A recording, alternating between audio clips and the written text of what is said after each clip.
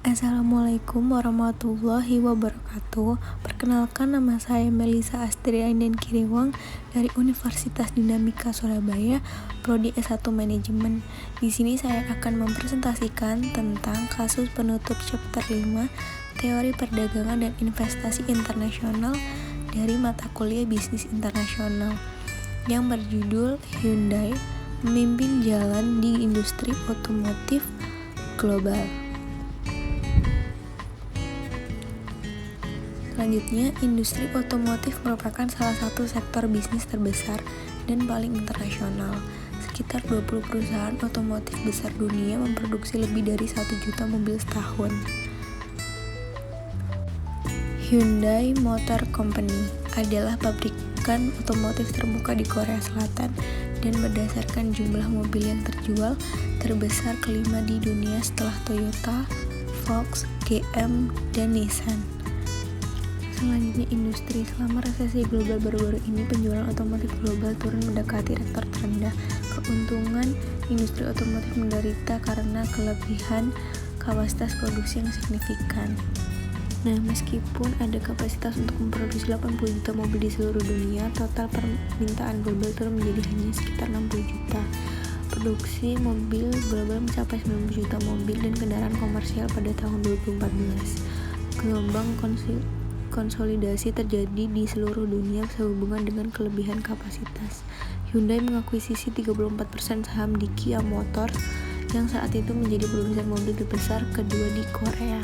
Di sini ada industri di Korea Selatan. Meskipun ukurannya besar, pasar kendaraan bermotor di Korea Selatan tidak cukup untuk menopang produsen mobil asli seperti Hyundai. Korea memiliki banyak keunggulan kompetitif dalam industri mobil. Nah, negara Korea ini merupakan pusat perkembangan teknologi baru di dunia. Ini memiliki banyak pekerja pengetahuan hemat biaya yang mendorong inovasi dalam desain, fitur, produksi, dan kualitas produk.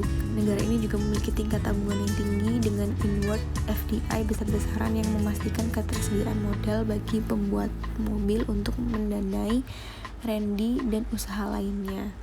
Selanjutnya, latar belakang tentang Hyundai. Chung Ju-young, seorang pengusaha visioner dari latar belakang petani, mendirikan Hyundai Engineering and Construction Company pada tahun 1947 dan 20 tahun kemudian menjadi Hyundai Motor Company.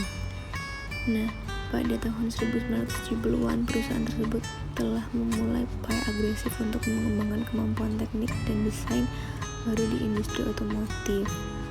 Pada tahun 1986, Hyundai mulai mengekspor axle mobil ekonomis dengan harga $4.995 ke Amerika Serikat. Selanjutnya, diversifikasi geografis. Pada tahun 1997, Hyundai membangun pabrik mobil di Turki, memberikan perusahaan akses mudah ke pasar utama di Timur Tengah dan Eropa. Selanjutnya, Hyundai membuka pabrik masing-masing di Cina dan India.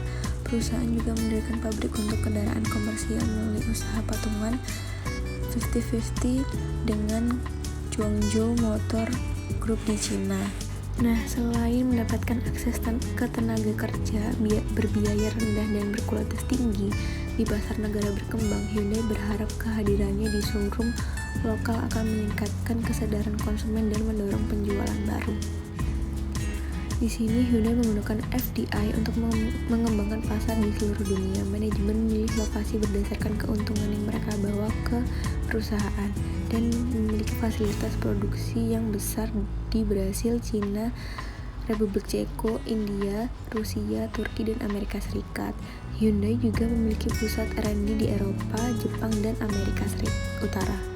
Nah, agar tetap kompetitif, Hyundai memperkerjakan tenaga kerja yang murah dan berkualitas tinggi. Mesin, ban, dan input utama lainnya bersumber dari pemasok berbiaya rendah. Perusahaan telah memasuki berbagai usaha kolaboratif untuk bekerja sama dalam R&D, desain, manufaktur, dan aktivitas penambahan nilai lainnya. Selanjutnya, acara terbaru. Hyundai terus meluncurkan kampanye pemasaran baru dan menggantikan General Motors sebagai sponsor otomotif resmi Academy Awards. Model Elantra Hyundai dilambatkan sebagai mobil Amerika Utara tahun ini di Detroit Auto Show 2012 dan Hyundai Genesis menjadi finalis untuk penghargaan tersebut pada tahun 2015. Nah, Hyundai telah mengejar internasional secara agresif dan sementara banyak perusahaan global berjuang untuk tetap bertahan. Hyundai berusaha untuk berkembang. Hyundai melihat resesi global sebagai peluang itu meningkatkan kualitas dan meningkatkan penjualan melawan segala rintangan. Mengingat fokusnya pada kualitas, efisiensi energi, pengendalian biaya, dan kepuasan pelanggan, mungkin Hyundai adalah pembawa standar baru dalam industri otomotif global. Selanjutnya ada case question, ada 5 pertanyaan di sini. Pertanyaan pertama, apa peran keunggulan komparatif dan kompetitif dalam kesuksesan Hyundai? Gambarkan jawaban Anda dengan memberikan contoh spesifik tentang keuntungan alami dan yang digunakan Hyundai untuk berhasil dalam industri otomotif global. Pertanyaan kedua, dalam hal teori proporsi faktor melimpah apa yang dimanfaatkan Hyundai dalam operasinya di seluruh dunia? Berikan contoh dan jelaskan bagaimana Hyundai mencontohkan teori tersebut. Dalam hal apa kesuksesan Hyundai bertentangan dengan teori? Ratakan jawaban Anda. Pertanyaan ketiga, diskusikan Hyundai dan posisinya dalam industri mobil global dalam hal penentu dan daya saing nasional. Apa hubungan peran kondisi permintaan, kondisi faktor industri terkait dan penunjang dan strategi perusahaan, struktur dan persaingan untuk kesuksesan internasional Hyundai? Pertanyaan keempat, pemerintah Korea telah berperan penting dalam kesuksesan Hyundai. Terkait kebijakan industri nasional, apa yang telah dilakukan pemerintah untuk mendukung Hyundai? Pertanyaan kelima, konsisten dengan paradigma electric dunning. Jelaskan keuntungan khusus kepemilikan, keuntungan khusus lokal, dan keuntungan internasional yang dimiliki Hyundai. Manakah dari keuntungan berikut yang menurut Anda paling berperan dalam keberhasilan perusahaan? Ratakan jawaban Anda. Selanjutnya ada answer nomor 1, keunggulan komparatif dan keunggulan kompetitif. Nah, di keunggulan komparatif itu ada konsumen menuntut mendukung nilai tukar atau relatif melemah, ada tenaga kerja efektif, industrial cluster, sedangkan keunggulan kompetitif ada diversifikasi geografis. Jawaban nomor 2, ini adalah Hyundai menikmati berbagai keuntungan seperti tenaga kerja berpengetahuan, upah ekspensif, biaya rendah, barang input ban atau jasa yang diekspor secara menguntungkan, tetapi karena pembatasan pemerintah atas barang impor, proporsi faktor disalahgunakan. Jawaban nomor 3, kondisi permintaan, mengacu pada sifat permintaan pasar dalam negeri untuk produk dan layanan tertentu. Dan ada kondisi faktor, jelaskan posisi bangsa dalam faktor produksi seperti tenaga kerja, sumber daya alam, modal, teknologi, dan pengetahuan. Nah, di kondisi permintaan itu ada 2. Yang pertama, kekuatan dan kecanggihan permintaan pembeli memfasilitasi pengembangan keunggulan kompetitif di industri tertentu. Yang kedua, permintaan domestik di Korea Selatan sekitar 2 juta kendaraan.